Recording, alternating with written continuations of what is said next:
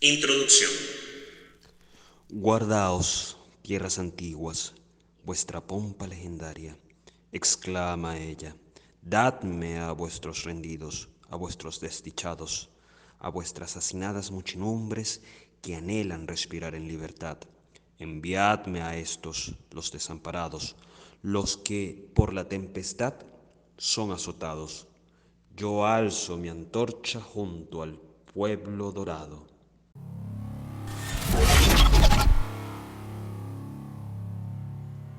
Hola, ¿qué tal? Soy Fex López Álvarez y esto se llama Del cine y otros demonios. Desde mediados del siglo XIX hasta el final del siglo XX, Estados Unidos de América fue el gran centro del peregrinaje mundial. Todos necesitaban ir allí, todos en Europa y Asia.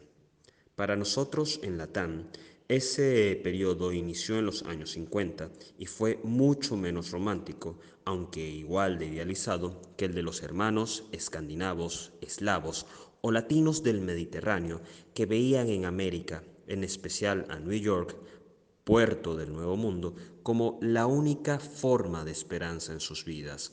De hecho, parte de la idealización de Estados Unidos reside allí, en lo imponente de su estatua sobre el mar, adornada con el poema de Emma Lazarus.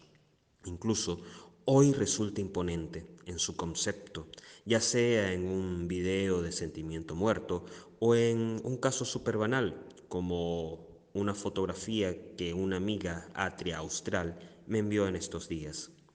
Analizando en frío, muy en frío, parte de la mística metafórica de ese superimperio surge en una piedra verde y fría sin alma, pero cargada de simbolismo. Migrar es un derecho universal que no solo responde a los humanos, quienes más de una vez creemos tener características únicas que otras especies también comparten. Todas las formas de vida intentan migrar de una forma u otra cuando las condiciones locales están del todo chungas. Todos tenemos derecho a huir de una crisis económica, militar, alimenticia o política. Nada me obliga como ser humano a permanecer en un lugar en la mierda y nada debería impedirme una nueva vida en un lugar mejor. Negarme a esto no solo sería reaccionario, sino que incluso desafiaría mi condición como ser vivo. Una contradicción hasta biológica, dirían mis amigos marxistas. Hace unos días hablaba con Gabriel Baute, el de la esquina del Samán y Premio Nacional de Literatura, sobre nuestra apreciación de la guerra en Ucrania. Ambos creímos que huir sería lo único sensato y humano, salvo que alguna condición más allá del nacionalismo o la heroicidad absurda, es decir, una condición más grande que yo, me lo impida. Para ser sinceros, ese romanticismo fascista de ir a luchar en una guerra de cuarta generación, así como a apoyar a algún bando, me parece más que ridiculez, ignorancia. Siendo menos drásticos, migrar es necesario, incluso para que la humanidad o algunas razas de la humanidad sobrevivan. Aunque me acusen de racista por estas palabras, creo, como mestizo además, que es hermoso seguir viendo asiáticos absolutos, caucásicos puros y negroides de nobleza genética, tanto como la belleza del mestizaje. Y si algo promueve el mestizaje y a la vez la supervivencia racial, son las migraciones.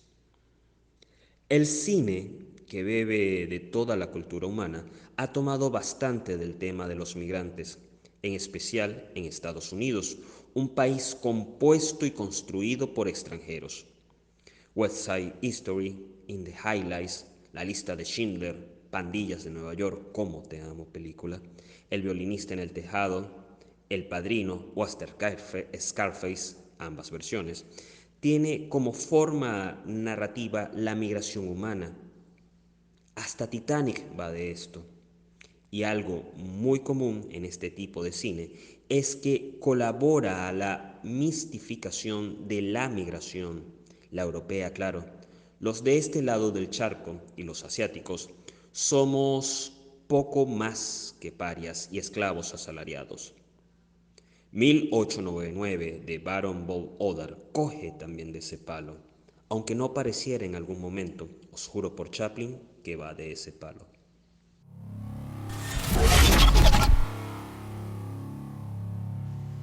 1899. Desde el inicio la serie nos va dejando claro que algo malo pasa. No es una serie más sobre un barco y europeos, más dos asiáticos y un africano navegando América y huyendo de sus catastróficas vidas pasadas, cosa que va notándose de a poco. También te trata cierto terror filosófico, que si llegas a comprender del todo, te va a arruinar la noche, o mejor aún, obsesionarte con el tema planteado, algo similar a lo que me pasó con Agatha Christie, el podenco de la muerte. Así, sin mucho ahondar, podríamos decir que varios pasajeros y la tripulación de un barco, el Cerbero, son llevados por su obsesivo capitán a rescatar el barco Prometeo, vaya la poca sutileza, perdido desde hace 4 meses.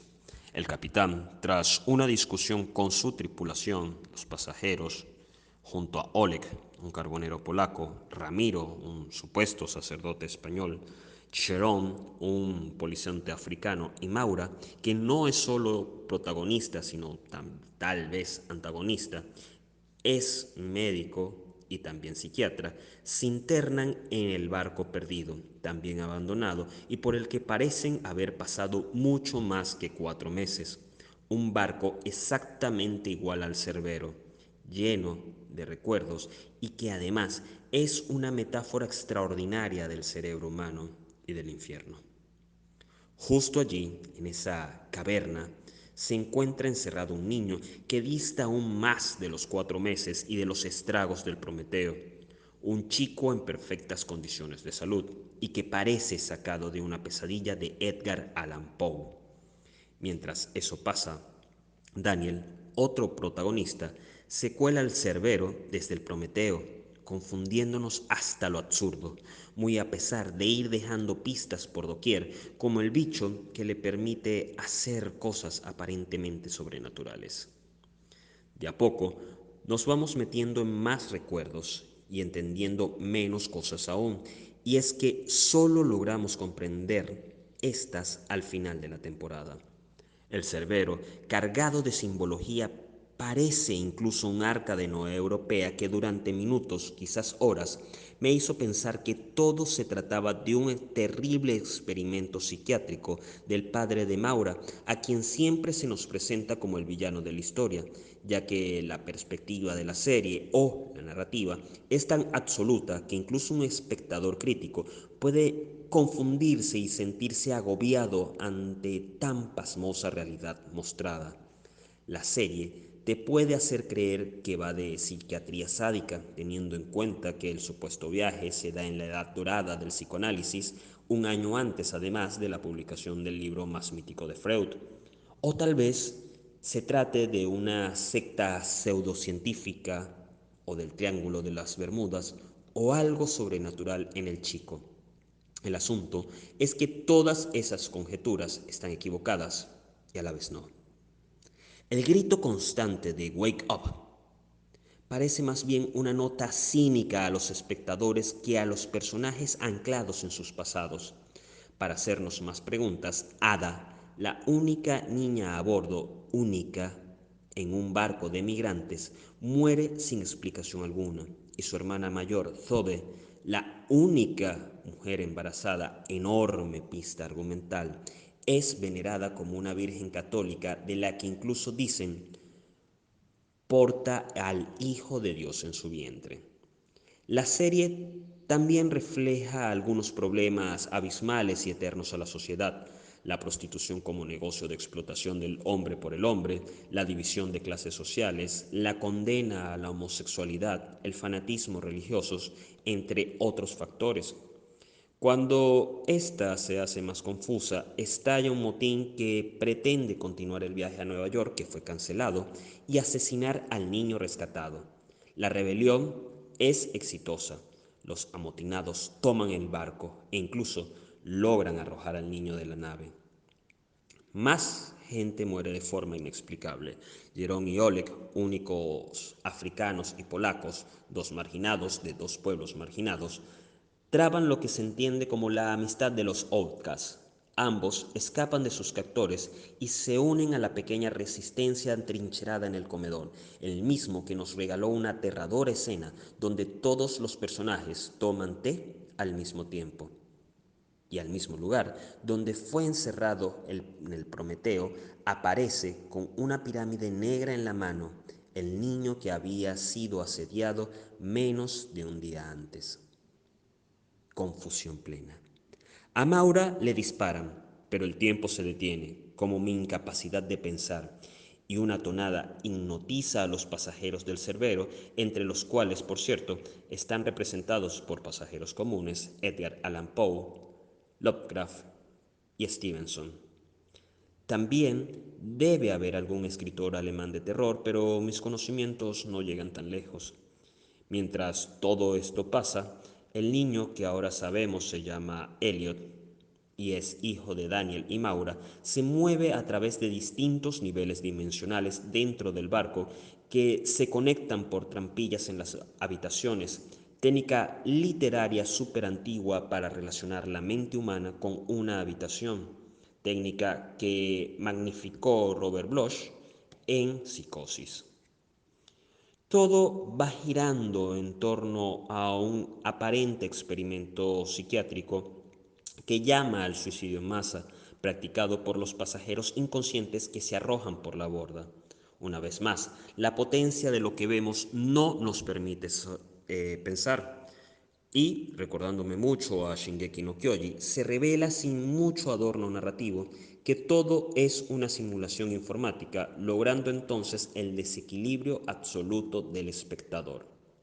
La información recibida es tan extraña y la anterior era tan fuerte que es difícil reaccionar y entender que todo es falso, que incluso los recuerdos, tal vez hasta Elliot, son una mentira, pues todo lo visto es una simulación creada por Maura, por un posible trauma, por la posible muerte de Elliot, de quien a este punto y por un diálogo de Daniel creo que ni siquiera hubo existido.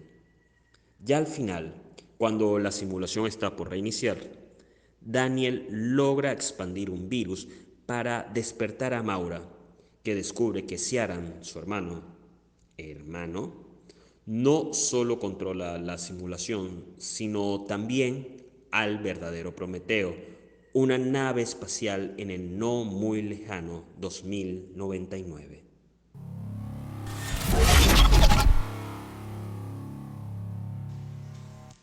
Platón. Imagina un lugar cavernoso con una gran entrada y un tabique ardiendo en una especie de roca elevada dentro de la caverna.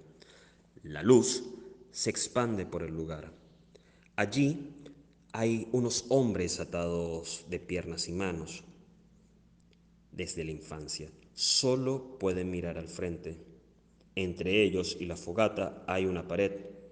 Justo detrás de ellos, alguien, cualquiera, muestra figuras de todo tipo, hombres, animales, objetos. El hombre detrás de la pared habla, crea, narra, se mantiene en silencio. Los encadenados verán estas sombras como dioses, incluso como única realidad. Así, viven condenados a creer una mentira. Uno de ellos es liberado y descubre en la caverna un universo que no puede entender y que parece irreal al lado de lo que ha visto toda su vida. Su dolor al ver la luz sería terrible, por lo que primero debe verla reflejada en el agua. Aún así, su dolor será aún más grande al ver cómo nacen las sombras a las que tenía por dioses. El liberto sentiría compasión por sus compañeros, quienes han construido su sociedad en torno a esa mentira. Al volver y explicar lo que ocurre, los otros se burlan de él. Creen primero que es un bufón, luego lo ven como una amenaza, y cuando los intenta sacar de la caverna, los otros lo asesinan. Con este diálogo, Platón llama a desentrañar la realidad tras lo que percibimos y declaramos universal. 1899 es la caverna de Platón en su máxima expresión. Como Dark es ciencia ficción oscura con matices de terror filosófico, de hecho ambos creadores entienden muy bien el género. Entendemos entonces el subsuelo de ambas series es en extremo conceptual, y si Dark trataba de filosofía alemana a través de la paradoja del abuelo, 1899 trata de la percepción de la realidad a través del mito de la caverna. Maura, desde chica, está fascinada por la caverna de Platón y esto la lleva a reproducir alegóricamente esta caverna en una simulación tan potente que incluso la atrapa a ella, haciéndole creer a los sujetos que lo que ven es real, que sus pasados son reales. La metáfora en 1899 es tal que al final de la serie vemos que los personajes, aún agobiados de realidad, siguen atados al doxa y al iekesia, teniendo en Elliot la clara pistis, una falsa conjetura y un falso dios. Incluso al final, Maura parece tocar la noesis, mirando el espacio desde la nave, como antes miraba al mar desde el navío, juegazo de palabras y de símbolos. Lo que vemos en el Cerbero son sombras con algunos glitch y bugs, otro gran juego de palabras y de conceptos. En 1899 los personajes incluso se mueven a través de la caverna, pero esta sigue allí por pura ontología. Además, se ha asesinado al que ha visto la luz, Elliot.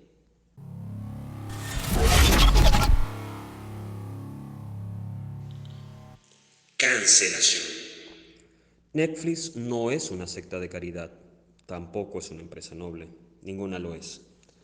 Todas deben responder a intereses económicos, así funciona el capitalismo.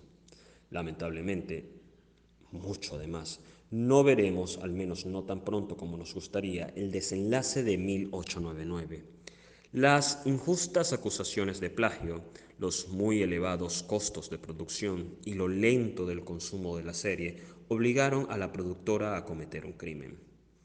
El arte audiovisual, en su amplio conjunto, suele tener una difícil situación. Las cancelaciones son parte de la historia misma de las producciones audiovisuales. Married with Children, Malcolm in the Middle, The Midnight Gospel han sido canceladas, algunas tan de golpe que ni siquiera se pudo crear un último capítulo. Así ha sido siempre, así será siempre. Si una proyección económica arroja pérdidas posibles o ni siquiera grandes ganancias, una serie será cancelada independientemente de su nombre, creador o historia. El arte es un negocio.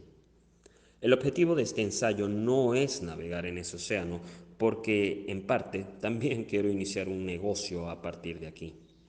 Aún así, esta cancelación me es bastante dolorosa porque la intriga de saber qué ocurriría me consume y ya en este punto solo podemos conjeturar qué hubiera pasado en la serie.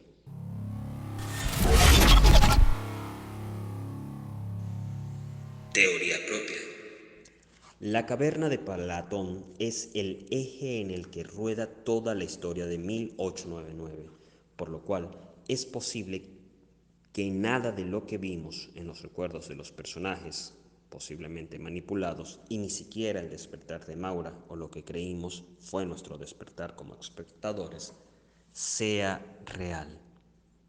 Esta es la belleza tras 1899 y esta fue la teoría de migración, Platón y cancelación. Muchas gracias.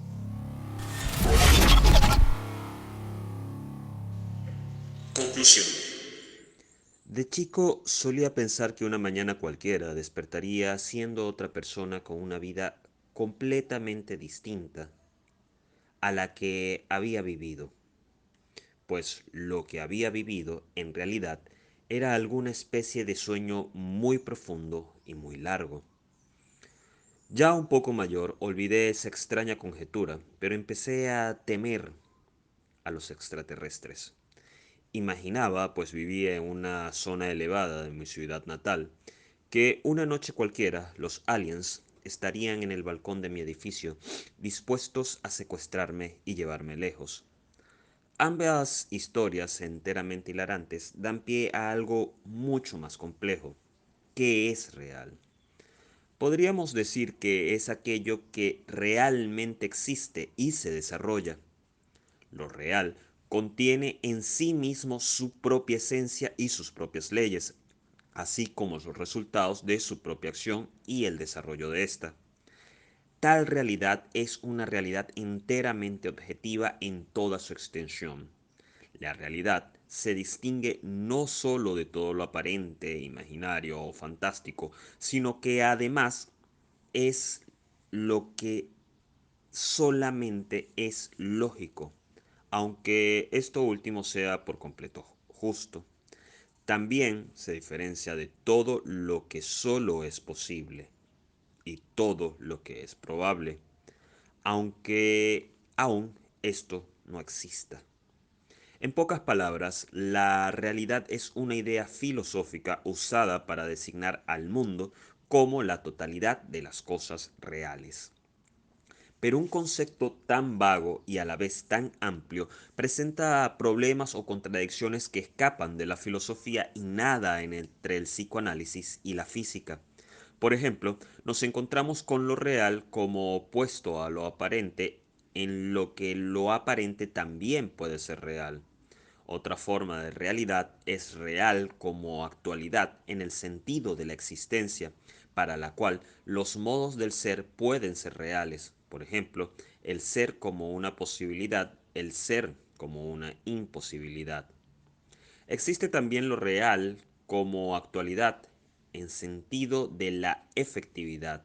Aquí se considera solo la actualidad real, lo que está haciendo de modo concreto a la hora de su enunciación. La realidad más cercana al común denominador es lo real como aquello que designa mayor o menor plenitud del ser, ya que aquí se presenta el problema de hacer depender la realidad de un ser a la suma de sus predicados positivos. Así, un ser real es aquel del que se puede predicar existencia, cantidad, lugar y materialidad. Aún así, para la mayor parte de las personas, la realidad es aquello que se percibe.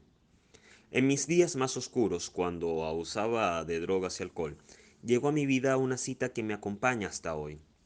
No sabía si la había escrito yo mismo o si era resultado de una lectura, pero me era esperanzadora.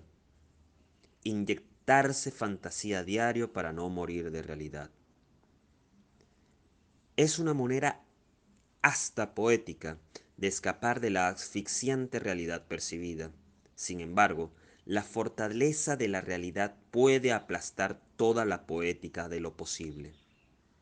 De esto también va La caverna de Platón y todo 1899. Demostrar lo poderosa que es una fantasía por la que navegamos creyendo que esta es toda la realidad.